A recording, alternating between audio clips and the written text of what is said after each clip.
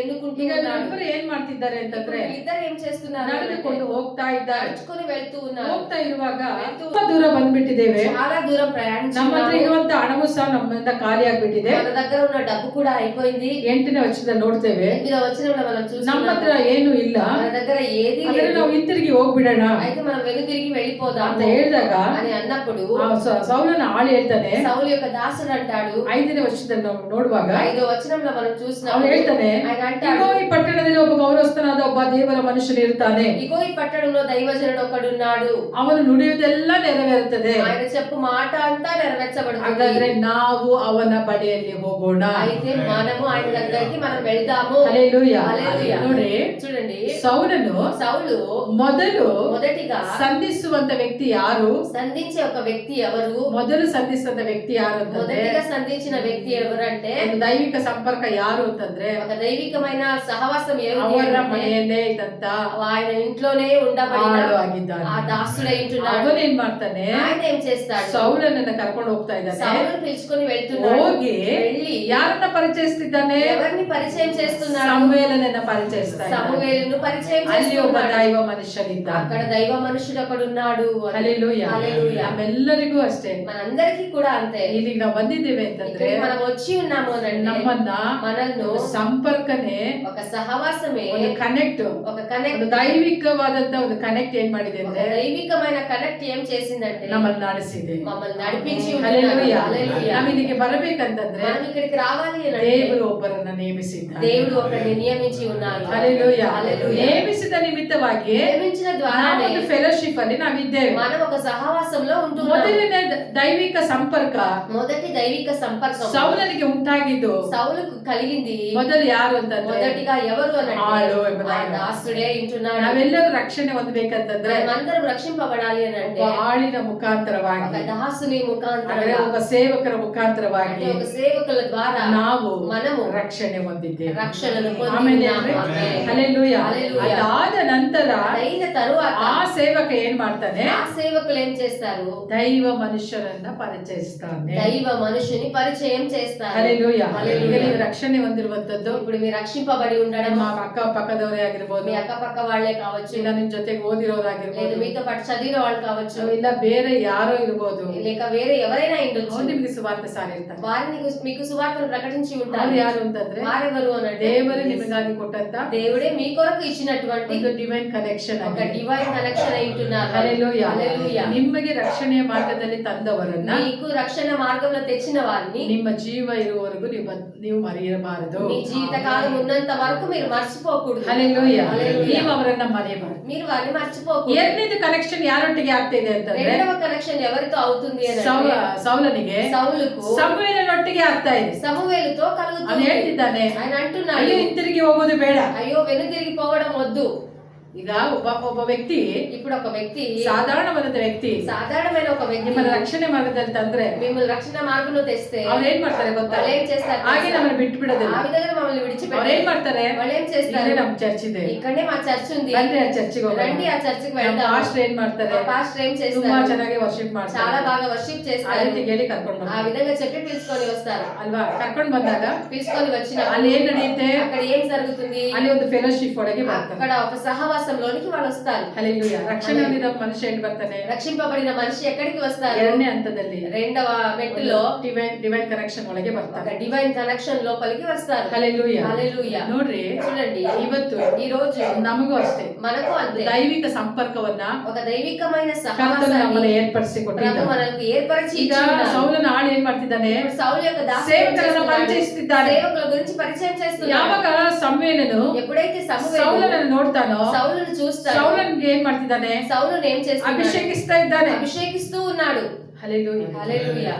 ಅಂದ್ರೆ ಅಭಿಷೇಕಿಸುವಾಗ అయితే అభిషేకించినప్పుడు ಅವನು ಒಂದು ರಾಜನಾಗಿ ಮಾರ್ಪಡ್ತಾನೆ. ఒక రాజుగా ఆయన మారుతున్నాడు. ಹಲ್ಲೆಲೂಯಾ. హల్లెలూయా. ನೀವು ಯಾವಾಗ మీరు ఎప్పుడైతే ಫೆಲೋಶಿಪ್ ಒಳಗೆ ಬರ್ತೀರೋ, ఒక సహవాసంలోనికి ಒಂದು మీరు వస్తారు, ಅನ್ಯೋನ್ಯತೆ ಒಳಗೆ ఒక ಬರ್ತೀರೋ, అన్యునతలోనికి వస్తారు, ಆಗ అప్పుడు ನಿಮ್ಮ ಮೇಲೆ మీ మీద ಒಂದು ಅಭಿಷೇಕವು ಹರಿದು ಬರುವಂತದ್ದಾಗಿರುತ್ತೆ. అభిషేకం అనేది ప్రవహించేదిగా ఉంటుంది. ಹಲ್ಲೆಲೂಯಾ. హల్లెలూయా. ಅದಕ್ಕೆ ಭಾನುವಾರದ ಆರಾಧನೆ, అందుకే ఆదివారపు ఆరాధన ಅದಕ್ಕೆ అనేది, ಪ್ರಾರ್ಥನೆಗಳನ್ನು ನಡೆಸುವಂತದ್ದು. అందుకే ప్రార్థనలన్నీ కూడా ನಾವೆಲ್ಲ ಎಲ್ಲರೂ ಸೇರಿ ಬರುವಾಗ అందరము చేరి ರಾಜನ వచ్చినప్పుడు ಅಭಿಷೇಕ ನಿಮ್ಮೊಳಗೆ ಆದಿ ఒక ಬರುವಂತದ್ದು. రాజు యొక్క అభిషేకం మీ మీద పొర్లి వచ్చేది ನೋಡಿ, ఉంటుంది. ಒಂದು ಸಾರಿ ಒಂದು ಡಿವೈನ್ ಕನೆಕ್ಷನ್ ಸಮುವೇಲನೊಟ್ಟಿಗೆ ಆದಾಗ ఒకసారి ఒక డివైన్ కనెక్షన్ సమూయేలుతో కలిగినప్పుడు ಸೌಲನು సౌలు 40 ವರ್ಷ ಅವನ ಆಳ್ವಿಕೆಯನ್ನ ಮಾಡಿದ. 40 సంవత్సరములైన పరిపాలన చేశాడు. ಹಲ್ಲೆಲೂಯಾ. ಎಷ್ಟು ವರ್ಷ? ఎన్ని సంవత్సరాలు? 40 ವರ್ಷ. 40 సంవత్సరాలు. ಯಾವ ಕಾಟ ಅವನಿಗೆ ಇರ್ಲಿಲ್ಲ, ఏ ఒడిదొడుకులు ఆయనకు లేవు, ಯಾವ ಪ್ರಾಬ್ಲಮ್ಸ್ ಗಳಿರ್ಲಿಲ್ಲ, ఏ సమస్యలు కూడా ఆయనకు లేవు. ನಿಶ್ಚಿಂತನಾಗಿ ಇದ್ದ. నిశ్చింతగా ఆయన ఉన్నాడు. ಯಾವಾಗ ఎప్పుడు మీరు ದೇವ ಸೇವಕರೊಟ್ಟಿಗೆ ಸೇರಿ దేవ సేవకులతో ಒಂದು చేరి ಸಂಪರ್ಕದೊಟ್ಟಿಗೆ ಇರ್ತೀರೋ, ఒక సహవాసం కలిగి ఉంటారో, ಒಂದು ಫೆಲೋಶಿಪ್ ಅನ್ನು ಬೆಳೆಸಿಕೊಳ್ತೀರೋ, ఫెలోషిప్ అక్కడ మీరు ಆ ఏర్పరచుకుంటారు. ಫೆಲೋಶಿಪ್ ఆ ఫెలోషిప్ ನಿಮ್ಮನ್ನ మిమ్ములను 40 ವರ್ಷ ಆದ್ರೂ 40 సంవత్సరాలైనా ನೀವು ಬಾಡಿ ಹೋಗದ ಹಾಗೆ, మీరు ఎండిపోకుండానట్లు, ನೀವು ಸದಾ ಉತ್ಸಾಹವಾಗಿರುವ ಹಾಗೆ ఎల్లప్పుడూ ఉత్సాహకరంగా ನಿಮ್ಮನ್ನ ನಡೆಸುವಂತದ್ದಾಗಿರುತ್ತೆ. నడిపించేదిగా ఉంటుంది. ఆమేన్. హల్లెలూయా. హల్లెలూయా. హల్లెలూయా. ಅದಕ್ಕೆ ಭಾನುವಾರ ಚರ್ಚ್ ಮಾಡೋದು. అందుకే ఆదివారం చర్చ్ చేస్తూ ఉన్నాం. ಚರ್ಚ್ ಇಲ್ಲ ಅಂದಿದ್ರೆ, చర్చ్ లేదు అని అంటే ಭಾನುವಾರ ಬಂದಿದ್ರಿಂದ ತಾನೇ ఆదివారం వచ్చినందు వల్లే కదా. ನೀವೇನಾಗ್ತೀರಾ ಭಾನುವಾರ ಬಂದಾಗ? మీరు ఆదివారం వస్తే ఏమవుతారు? ವಾರೆಲ್ಲ ಬಾಡೋಗಿರ್ತೀರ. వారం అంతా మీరు ఎండిపోయి ఉంటారు. ಭಾನುವಾರ ಬಂದಾಗ ఆదివారం వచ్చినప్పుడు ಹೆಂಗಿರ್ತೀರ ನೀವು? మీరు ఏ విధంగా ఉంటారు? ಫ್ರೆಶ್ ಆಗಿಬಿಟ್ಟಿರ್ತೀರ ಅಲ್ವಾ? ಏನಾದ್ರೂ ಆಗ್ಲಪ್ಪ, ఏమైనా కానీ ನಾಳೆಯಿಂದ ಪ್ರೇಯರ್ ಮಾಡೋಣ, రేపటి నుంచి ప్రార్థన చేసుకుందాం ಟಕ್ ಅಂತ ಆ ಮೈಂಡ್ ನಲ್ಲಿ ಬಂದ್ಬಿಡ್ತೀರ. ఆ టక్కని ఆ మైండ్ లోనికి మీరు వచ్చేస్తారు. ಮತ್ತೆ ಫ್ರೆಶ್ ಅಪ್ ಆಗ್ತಾ ಇರ್ತೀರ. ఒక ఫ్రెష్ అప్ అవుతూ ఉంటారు. ಡೈಲಿ ಮನೇಲಿ ಸ್ನಾನ ಮಾಡೋದು ಬೇರೆ, రోజు ఇంట్లో స్నానం చేయడం వేరు, ಅದು ಬೇರೆ. అది వేరు. ಆದ್ರೆ ಭಾನುವಾರ అయితే ఆదివారము ನಾವು ಇಲ್ಲಿ ಜಲಸ್ನಾನ ಮಾಡಿಸ್ತೀವಿ. మేము ఇక్కడ జల స్నానం చేపిస్తాం. ఇక్కడ ಯಾವ್ದು ಅಂತಂದ್ರೆ అది ఏమనంటే ವಾಕ್ಯ ಎಂಬ ಜಲಸ್ನಾನ. వాక్యం అనే జల స్నానం హల్లెలూయా. హల్లెలూయా. ಸ್ನಾನ ಮಾಡಿದ್ರೆ ತಾನೇ ಫ್ರೆಶ್ ಆಗೋದು. స్నానం చేస్తేనే కదా ఫ్రెష్ అయ్యేది. ಸ್ನಾನ ಮಾಡಿದಾಗ ಮೈ ಕೈ ನೋವೆಲ್ಲ ಹೋಗುತ್ತೆ. స్నానం చేసినప్పుడే మన ఒళ్ళు నొప్పులన్నీ పోతాయి. ಯಾವ್ದು ಇರಲ್ಲ ನಮ್ಗೆ. ఇప్పుడు ఏవి ఉండవు. ಸ್ನಾನ ಮಾಡಿದ ತಕ್ಷಣ ಹೇಳ್ತೀವಿ, స్నానం చేసిన వెంటనే మనం అంటాము ಈಗ ಮೈ ಹಗುರವಾಗಿದೆ, ఇప్పుడు ఒళ్ళు తేలికగా ఉంది అని అంటాము. హల్లెలూయా. హల్లెలూయా. ಹಾಗೇನೆ అదే విధంగానే ದೇವರ ಸಮ್ಮುಖಕ್ಕೆ ಬರುವಾಗ దేవుని సముఖానికి వచ్చినప్పుడు ದೇವರ ವಾಕ್ಯ దేవుని వాక్యము ನಿಮ್ಮನ್ನ ಸ್ನಾನ ಮಾಡಿಸಿ మిమ్మల్ని స్నానం చేపించి ನಿಮಗೆ మీకు ಇರುವಂತ ఉండబడిన ಆಲಸ್ಯತನವನ್ನ, ఆలస్యతనమును, సమస్యలను, ಎಲ್ಲ ಸೋಮಾರಿತನವನ್ನ అన్ని సోమారితనములను ಪರಿಪೂರ್ಣವಾಗಿ ನೀಗಿಸುವಂತದ್ದಾಗಿರುತ್ತೆ. పరిపూర్ణంగా తీసేసేదిగా ఉంటుంది. హల్లెలూయా. హల్లెలూయా. ಭಾನುವಾರ ಮಾತ್ರನೇ ಎಲ್ಲ ಕ್ರೈಸ್ತರು ಉತ್ಸಾಹವಾಗಿರ್ತಾರೆ. ఆదివారం మటుకి అందరూ క్రైస్తవులు ఉత్సాహంగా కనబడుతూ ఉంటారు. ಅವತ್ತಿರೋಂತ ಎನರ್ಜಿ ఆ రోజు ఉండబడిన ఎనర్జీ ಯಾವತ್ತಿರಲ್ಲ, ఏ రోజు ఉండదు, ಇವತ್ತೇ ಇಲ್ಲ. ఈ రోజే లేదు. ಹಲ್ಲೆಲೂಯಾ. హల్లెలూయా. ಭಾನುವಾರ ಕೊಟ್ಟಂತ ಇಂಜೆಕ್ಷನ್, ఆదివారం ఇచ్చినటువంటి ఇంజెక్షన్ ಆ ಪವರ್ ಸೋಮವಾರ ತನಕ ಇರುತ್ತೆ. ఆ పవర్ సోమవారం వరకు ఉంటుంది. ಮಂಗಳವಾರ ಮತ್ತೆ ಡೌನ್ ಆಗ್ಬಿಡುತ್ತೆ. మంగళవారం వచ్చేసి మళ్ళీ డౌన్ ಮತ್ತೆ అయిపోతుంది. ಭಾನುವಾರಕ್ಕೆ ಬಂದಾಗ మళ్ళీ ఆదివారం వచ్చినప్పుడు ಮತ್ತೆ ರೀಚಾರ್ಜ್ ಆಗ್ತಾ ಇರ್ತೀವಿ. మళ్ళీ రీఛార్జ్ అవుతూ ఉంటారు. ಹಲ್ಲೆಲೂಯಾ. హల్లెలూయా. ಇದೇನು? ఇది ఏమి? ಇದೆಲ್ಲ ಡಿವೈನ್ ಕನೆಕ್ಷನ್. ఇవన్నీ కూడా డివైన్ కనెక్షన్. ಯಾವಾಗ ದೇವರ ಫೆಲೋಶಿಪ್ ಒಳಗೆ ಬರ್ತಿರೋ, మీరు ఎప్పుడైతే దేవుని సహవాసం లోనికి వస్తారో, ದೇವ ಮನುಷ್ಯನೊಟ್ಟಿಗೆ ಸಹವಾಸನ ಇಟ್ಟುಕೊಳ್ತಿರೋ, దేవ మనుషులతో సహవాసం పెట్టుకుంటారో, ಸರಿಯಾದ ಪ್ಲೇಸ್ ನಲ್ಲಿ సరి అయిన స్థలములో ಸರಿಯಾದ ವ್ಯಕ್ತಿಯೊಟ್ಟಿಗೆ సరి అయిన వ్యక్తితో ನೀವು ಕನೆಕ್ಟ್ ಆಗುವಾಗ మీరు సహవాసం కలిగి ನಿಮ್ಮ ఉన్నప్పుడు ಮೇಲೆ మీ మీద ರಾಜನ ಅಭಿಷೇಕ రాజు యొక్క ಕಾರ್ಯ అభిషేకం ಮಾಡುವಂತದ್ದು. కార్యం జరిగించేది. ರಾಜನ ಅಭಿಷೇಕ ಬರುವಾಗ అభిషేకం ನೀವಿದ್ದ వచ్చినప్పుడు ಹಾಗೆ ಇರೋದಿಲ್ಲ. మీరు ఉన్న విధంగానే ఉండరు. ಹಲ್ಲೆಲೂಯಾ. హల్లెలూయా. ಕತ್ತೆನ ಹುಡುಕಿಕೊಂಡು ಬಂದ గాడిదలను వెతుక్కొని వచ్చాడు సౌలు. ಆದ್ರೆ అయితే ದೇವರು ಏನ್ ಮಾಡಿದ್ದಾರೆ? దేవుడు ఏం చేశారు? ಕಳೆದು ಹೋದದನ್ನ ಹುಡುಕಿ ಬಂದ ಅಂತ ಸೌಲನಿಗೆ పోగొట్టుకున్న దాన్ని వెతుక్కొని వచ్చినటువంటి సౌలుకు ಕರ್ತನು ప్రభువు ಕಳೆದು ಹೋದದನ್ನ ತಿರುಗಿಕೊಡ್ಲಿಲ್ಲ. పోగొట్టుకున్న దాని ప్రభు ఇవ్వలేదు. ಅದಕ್ಕಿಂತ ಮಿಗಿಲಾದದನ್ನ దానికన్నా మిక్కిలి కలిగిన ಕರ್ತನ ಅವನಿಗೆ ಕೊಟ್ಟ. ప్రభు వారికి ఆయనకి ಅದು ఇచ్చాడు. ಯಾವುದು అది ಅಂತಂದ್ರೆ ఏది అని ರಾಜನ ಅಭಿಷೇಕ. రాజు యొక్క అభిషేకం. ಹಲ್ಲೆಲೂಯಾ. ವಾಕ್ಯದಲ್ಲಿ ನೋಡ್ತೇವೆ, వాక్య భాగంలో మనం ಅವನೇನು చూస్తున్నాము. ಹುಡುಕ್ತಿದ್ನೋ ఆయన ఏదే ಆ వెతుకుతున్నాడో ಕತ್ತೆ ಸಿಕ್ತು.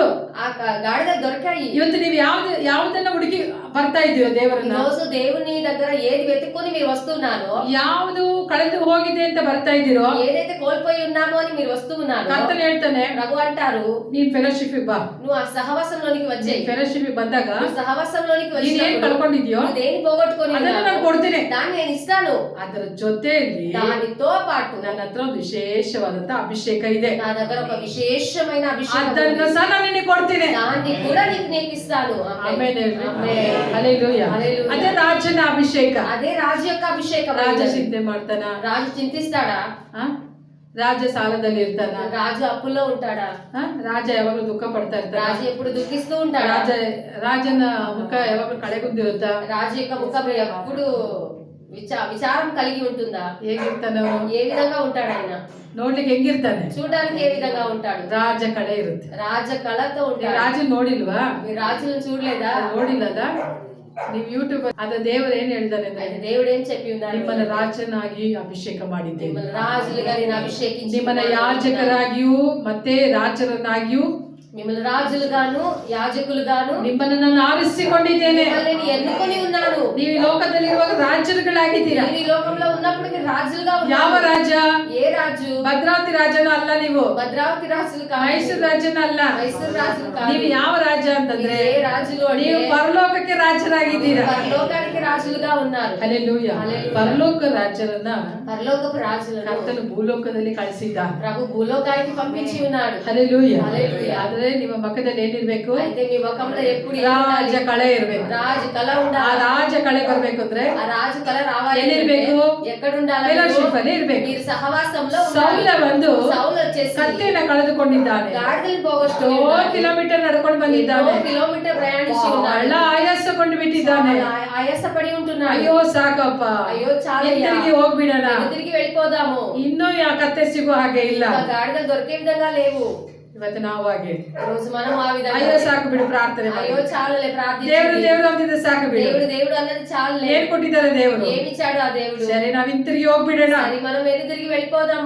ಆ ರೀತಿಯಾಗಿ ಅನ್ಕೊಳ್ತಾ ಇರುವಾಗ ఆ విధంగా అనుకుంటూ ఉన్నప్పుడు ಬಾಳು ಬರ್ತಾನೆ. ఒక దాసుడు వస్తాడు. ಇಲ್ಲ ಇಲ್ಲ, లేదు లేదు, ಹಿಂತಿರುಗಿ ಹೋಗೋದು ಬೇಡ. వెళ్లి తిరిగి వెళ్ళడం ಒಬ್ಬ వద్దు. ದೈವ ಮನುಷ್ಯನಿದ್ದಾನೆ, దైవజనుడు ఉన్నాడు, ಅವನ ಬಳಿಗೆ ಹೋಗೋಣ. ఆయన దగ్గరికి వెళదాము. ಅಲ್ಲಿಗೆ ಹೋದಾಗ అక్కడికి వెళ్ళినప్పుడు ಏನು ಕಳೆದುಕೊಂಡಿದ್ಯೋ నువ్వు దేనైతే కోల్పోయినావో ತಿರುಗಿ అది ಸಿಕ್ಕುವಂತದಾಗಿದೆ. మళ్ళీ దొరికేదిగా ఉంటుంది. ಹಲ್ಲೆಲೂಯಾ. హల్లెలూయా. ಈ ದೈವ ಮನುಷ್ಯನನ್ನ ಹುಡುಕಿ ಬರುವಾಗ మీరు దేవుని దైవజనుని ఎత్తుకొని వచ్చినప్పుడు ನೀನೇನ್ ಕಳೆದುಕೊಂಡಿದ್ಯೋ నువ్వు దేనైతే కోల్పోయి ನಿನ್ನ ఉన్నావో ಜೀವಿತದಲ್ಲಿ నీ జీవితంలో ಅದನ್ನ ನೀವು ತಿರುಗಿ ಪಡೆದುಕೊಳ್ಳುವಂತವರಾಗಿರ್ತೀರಾ. దాన్ని మళ్ళీ మీరు పొందుకునే వారుగా ఉంటారు. ಆಮೇಲೆ ಗಟ್ಟಿಯಾಗಿ ಹಲ್ಲೆಲೂಯಾ. హల్లెలూయా. ಅದೇ ಇವತ್ತು అయితే ఈ రోజు ನಾವು ನೋಡುವಂತ ಸಂಗತಿ, మనం చూసేటువంటి సంగతి, ಆ ಆಡು ಏನ್ ಮಾಡ್ದ ಅಂತಂದ್ರೆ, ఆ దాసుడు ఏం చేశాడంటే ಅವನನ್ನ ఆయనను ಒಂದು ದೈವಿಕ ಸಂಪರ್ಕದಲ್ಲಿ ఒక దైవికమైన ಕರೆದುಕೊಂಡು సహవాసంలో ಹೋಗ್ತಾ ಇದ್ದಾನೆ. పిలుచుకొని వెళ్తూ ಸೌಲನು సౌలు 40 ವರ್ಷ 40 సంవత్సరాలు ಈಸಿಯಾಗಿ ಜೀವನ ಮಾಡಿದ್ದಾನೆ. సులువుగా జీవితం గడిపాడు. ದೇವರ ಫೆಲೋಶಿಪ್ ಅಲ್ಲಿ ಇರುವಾಗ దేవుని సహవాసంలో ఉన్నప్పుడు ನೀವು ಈಸಿಯಾಗಿ ಜೀವನ ನಡೆಸ್ಕೊಂಡು మీరు సులువుగా జీవితకాలం గడుపుకొని వెళ్ళొచ్చు. ನಿಮ್ ಜೀವನ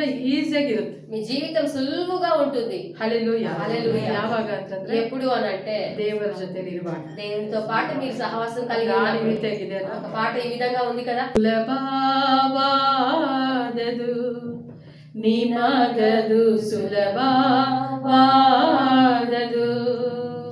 ಹಲ್ಲೆಲೂಯಾ. హల్లెలూయా. ಮಣ್ಣಿನಿಂದ ಮನುಷ್ಯನನ್ನು ರೂಪಿಸಿದ್ದು మట్టి నుండి మనిషిని రూపించింది ಆತನಿಗೆ ಸುಲಭ. అది ఆయనకు సులువు. ಮಣ್ಣಾದ ನನಗೆ మన్నైన నాకు ಇವತ್ತು ಪ್ರಕಟಣೆಯನ್ನ ఈ ಕೊಡುತ್ತಿರುವಂತದ್ದು రోజు ప్రకటనను అందిస్తూ ఉండడం ಅದು అనేది ಆತನಿಗೆ ಸುಲಭವಾದ. అది ఆయనకు సులువైంటున్నది. ಹಲ್ಲೆಲೂಯಾ. హల్లెలూయా. ನಿನಗೆ ಏನು ಬೇಕಾಗಿದೆಯೋ నీకు ఏమి కావాల్సి ಅದನ್ನ ఉంటున్నదో ಕೊಡ್ಲಿಕ್ಕೆ దాన్ని ಆತನಿಗೆ ఇవ్వడానికి ಸುಲಭವಾದದ್ದು. ఆయనకు సులువైనది. ಆತನ ಸಮ್ಮುಖದಲ್ಲಿ ಬರುವಾಗ ఆయన సముఖంలోనికి వచ్చినప్పుడు ನಿನಗೆ ಎಲ್ಲ ಸುಲಭವಾಗಿ ನಡೀತಾ నీకు ಇರುತ್ತೆ. అన్ని సులువుగానే నడిపిస్తూ ఉంటాడు. ಕಠಿಣವಾದದ್ದು ಒಂದು ಇರೋದಿಲ್ಲ. కఠినమైనది ఒకటి కూడా ఉండదు. ಹಲ್ಲೆಲೂಯಾ. హల్లెలూయా. ಮೂರನೇದಾಗಿ ನಾವು ನೋಡುವಾಗ మనం మూడవదిగా మనం చూసినప్పుడు ಅಲ್ಲಿ ನೋಡ್ತೇವೆ, అక్కడ మనం చూస్తున్నాము ಅವನು ಸಮುವೇಲನನ್ನ ಸಂಧಿಸೋದಕ್ಕಾಗಿ ಹೋಗ್ತಾ ಇದ್ದಾನೆ. సమూయేలును సంధించడానికి ఆయన వెళ్తూ ఉన్నాడు. ಸಂಧಿಸೋದಕ್ಕೆ ಹೋಗುವಾಗ సంధించడానికి వెళ్తూ ಒಂದು ఉన్నప్పుడు ಪ್ರವಾದಿ ಮಂಡಳಿಯನ್ನ ಅವನು ಭೇಟಿ ಆಗ್ತಾ ಇದ್ದಾನೆ. ఒక ప్రవక్తల సమూహమును ఆయన ఎదుర్కొంటూ ఉన్నాడు. ಭೇಟಿಯಾದಾಗ ఆయన ఎదుర్కొన్నప్పుడు ಅವನ ಮೇಲೆ ఆయన మీద ಪ್ರವಾದಿ ಮಂಡಳಿ ಮೇಲೆ ಇರುವಂತ ಅಭಿಷೇಕ ఆ ప్రవాది మండలం మీద ఉండబడిన ಅವನ అభిషేకం ಮೇಲೆ ಬರುತ್ತೆ. ఆయన మీద వస్తుంది. సౌలు కూడా మార్పు చెంది ಪ್ರವಾದಿಸ್ತಾ ಇದ್ದಾನೆ, ప్రవచిస్తూ ఉంటాడు. హల్లెలూయా. హల్లెలూయా. ಅವನು ಏನ್ ಕಳೆದು ಹೋದದನ್ನ ಹುಡುಕಿ ತಗೊಳಕ್ಕೆ ಅಂತ ಬಂದ. పోగొట్టుకున్న దాన్ని వెతికి దాన్ని తీసుకొని పోదాము అని వచ్చాడు. ಫೆಲೋಶಿಪ್ ಗೆ ಬರುವಾಗ సహవాసంలోనికి వచ్చినప్పుడు ಬದಲಾವಣೆ ಆದ. ఆయనే మారిపోయాడు. ಬದಲಾವಣೆ ಆಗಿ మారిపోయి ಯಾವ ಕತ್ತೆ ಸಿಗ್ಲಿಲ್ಲ ಅಂತ ఏ గాడిద దొరకలేదు అని ಪ್ರವಾದಿನ ಹುಡುಕಿ ಬಂದು ప్రవక్త దగ్గరికి వచ్చాడు. ಅವನೇ ಏನಾದ, ఆయనే ಪ್ರವಾದಿಯಾಗಿ ಮಾರ್ಪಟ್ಟ, ప్రవక్తగా మారిపోయాడు. ఇక్కడ ಅರ್ಥ ಆಯ್ತಾ? హల్లెలూయా. ಹಲ್ಲೆಲೂಯಾ. హల్లెలూయా. కత్తెన్న ಹುಡುಕಿ ಬಂದವನು గాడిదలను ఎత్తుకొని వచ్చిన వాడు ಪ್ರವಾದಿ ಹತ್ರ ಬಂದ. ప్రవాది దగ్గరికి వచ్చాడు, ప్రవక్త దగ్గరికి వచ్చాడు. ಅವನಲ್ಲಿ ಬರುವಾಗ అయితే ಅక్కడికి వచ్చిన దారి మధ్యలోనే ದೇವರು ಅವನನ್ನು ಪರಿಪೂರ್ಣವಾಗಿ ಬದಲಾವಣೆ, దేవుడు ఆయనను పరిపూర్ణంగా మార్చేశాడు. ನೀನ್ ಯಾಕೆ ಪ್ರವಾದಿ ಹತ್ರ ಹೋಗ್ತೀಯ, నువ్వెందుకు ప్రవక్త దగ్గర, ನೀನೇ ಪ್ರವಾದಿ ಆಗ್ಬಿಡು, నువ్వే ప్రవక్త అయిపో ಅಂತ ಹೇಳಿ ದೇವರು దాని దేవుడు ಅಲ್ಲೇ అక్కడే ಬದಲಾವಣೆಯನ್ನು మార్పును ఆయన తెచ్చేస్తున్నాడు. హల్లెలూయా. నేను ಪ್ರೇಯರ್ಗೆ ಹೋಗ್ತೇನೆ, ప్రార్థనకు వెళ్తాను, ಏನೇ ಬರ್ಲಿ, నేను ఏమే రాని ಚರ್ಚ್ಗೆ ನಾನು ತಪ್ಪಿಸ್ಕೊಳ್ಳಲ್ಲ, నేను చర్చికి తప్పించుకోను ತೀರ್ಮಾನಿಸಿ ಹೆಜ್ಜೆ ಹಾಕಿ ಬರುವಾಗಲೇ అడుగు వేసి వచ్చినప్పుడే ದೇವರು ಏನ್ ಮಾಡ್ತಾನೆ ಅಂದ್ರೆ దేవుడు ఏం చేస్తాడు, ಅಲ್ಲಿ అక్కడ ರೂಪಾಂತರವನ್ನ ఒక రూపాంతరం ಜೀವಿತದಲ್ಲಿ ಕೊಡುವಾತನಾಗಿದ್ದಾನೆ. జీవితంలో ఆయన అందించే దేవుడు ఏంటున్నాడు. హల్లెలూయా. ದೇವರು ಅದನ್ನ ಮಾಡುವಾತನಾಗಿದ್ದಾನೆ. దేవుడు దాన్ని జరిగించే ನಮಗೆ ಬೇಕಾಗಿರೋದು ಏನಂತಂದ್ರೆ మనకు కావాల్సింది ನಾವು ಫೆಲೋಶಿಪ್ ಅಲ್ಲಿ ನಾವು ಇರಬೇಕು, మనం ఒక సహవాసంలో మనం ఉండాలి. ನಾವು ಇರುವಾಗ ಮಾತ್ರನೇ మనం ఉన్నప్పుడు ನಮ್ಮ ಲೈಫ್ ಬಂದು మన జీవితం వచ్చేసి ಪರಿಪೂರ್ಣವಾಗಿ ಬದಲಾವಣೆ ಆಗುತ್ತೆ, పరిపూర్ణముగా అది మార్పు చెందేదిగా ಯಾವಾಗ ఎప్పుడైతే మనము ಒಂದು ಡಿವೈನ್ ಕನೆಕ್ಷನ್ ಅನ್ನ ಬಿಟ್ಟು ಬಿಡ್ತೀವೋ, డివైన్ సహవాసం మనం విడిచిపెడతాము, ಯಾವಾಗ ದೈವಿಕ ಸಂಪರ್ಕದಿಂದ ನಾವು ದೂರ ಹೋಗ್ತೇವೋ, దైవికమైన సహవాసం నుండి మనం దూరంగా వెళ్ళిపోతామో, ಆಗ అప్పుడు ಯಾರು ಎಂಟ್ರಿ ಆಗ್ತಾರೆ ಗೊತ್ತಾ? ఎవరు ప్రవేశిస్తారో తెలుసా? ಯಾರು ಎಂಟ್ರಿ ಆಗ್ತಾರೆ? ఎవరు ప్రవేశిస్తారు? ಯೇಸು ಎಂಟ್ರಿ ಆಗ್ತಾರ.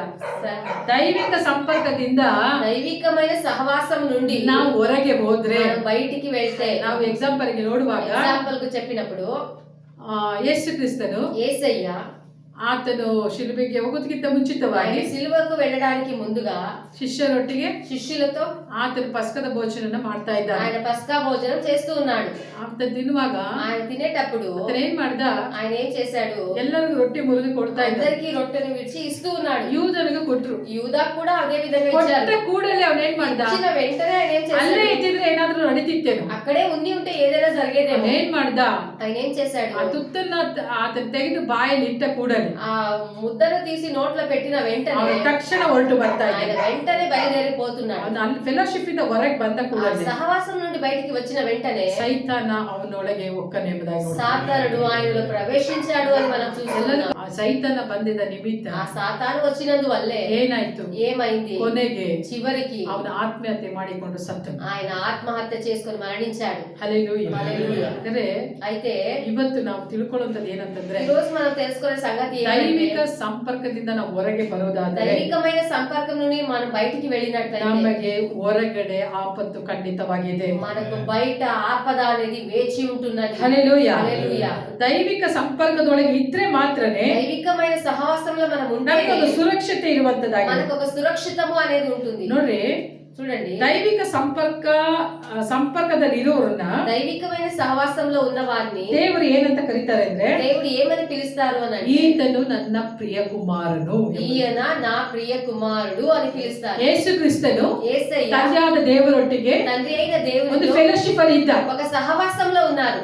ಆದ್ರೆ అయితే ಯೇಸು ಕ್ರಿಸ್ತನು ಏನ್ ಮಾಡ್ತಾನೆ, ఇప్పుడు యేసయ్య ఏం చేస్తున్నారు, ಸ್ನಾನಿಕನಾದ ಯೋಹಾನನ ಹತ್ರ ಹೋಗಿ బాప్తిసం ఇచ్చి యోహాన్ దగ్గరికి వెళ్ళి ನನಗೆ ದೀಕ್ಷಾ ಸ್ನಾನ ಕೊಡು ಎಂಬುದಾಗಿ నాకు ಕೇಳ್ತಾ దీక్షా ಇದ್ದಾನೆ. స్నానం ఇవ్వు అని అడుగుతూ ఉన్నాడు. ಅದಕ್ಕೆ అందుకు ಸ್ನಾನಿಕನಾದ ಯೋಹಾನ ಹೇಳ್ತಾನೆ, బాప్తిసం ఇచ్చి యోహాన్ అంటున్నాడు, ನೀನ್ ಬಂದು నువ్వు వచ్చేసి ನನ್ನ ಹತ್ರ నా దగ్గర ಸ್ನಾನ ಮಾಡಿಸು ಎಂಬುದಾಗಿ ಕೇಳುವುದು ಏನು, బాప్తిసం ఇవ్వమని అడగడం ఏ విధంగా, ಆ ರೀತಿಯಾಗಿ ಕೇಳ್ತಾ ఆ విధంగా అడుగుతున్నాడు. ಇದ್ದಾನೆ. ಅವನು ಹೇಳ್ತಾನೆ, అందుకు ఆయన అంటాడు, ನಿನ್ನ ಕೆರೆದ ಬಾರನ್ನು ಬಿಚ್ಚುವುದಕ್ಕೂ ನಾನು ಯೋಗ್ಯನಲ್ಲ, నీ చెప్పుల వారిని విప్పడానికి కూడా నేను యోగ్యుడను కాను అని ನಾನು అంటున్నాడు. ಅಷ್ಟು ಯೋಗ್ಯನಲ್ಲ, నేను అలాంటి యోగ్యుడను ನಾನು కాను. ದೀಕ್ಷಾ ಸ್ನಾನ ಮಾಡಿಸ್ತೇನೆ, నేను ఏ విధంగా నీకు బాప్తిసం బాప్తిసం ఇయ్యగలను అని అన్నప్పుడు యేసు ಹೇಳ್ತಾನೆ, యేసయ్య అంటారు, సత్యಕ್ಕೆ ఒప్పుకో. ఇప్పుడు సత్యానికి ఒప్పుకో అంటున్నారు. హల్లెలూయా. హల్లెలూయా. ఆతನಿಗೆ ఆయనకు ఈ లోకంలో డివైన్ కనెక్షన్ ಬೇಕಾಗಿತ್ತು. ఒక దైవికమైన సహవాసం కావాల్సి ఉంటుంది. యేసుವಿಗೆ యేసయ్యకి ಒಂದು ದೈವಿಕ ಕನೆಕ್ಷನ್ ಬೇಕು ಅಂತಂದ್ರೆ, దైవికమైన సహవాసం కావాలి ಒಬ್ಬ ಮನುಷ್ಯನ ಅಗತ್ಯತೆ ಇದೆ ಅಂತಂದ್ರೆ, ఒక మనిషిని అవసరం ఉంది అని అంటే, ಒಬ್ಬ ಮನುಷ್ಯನ ಇಲ್ಲದೆ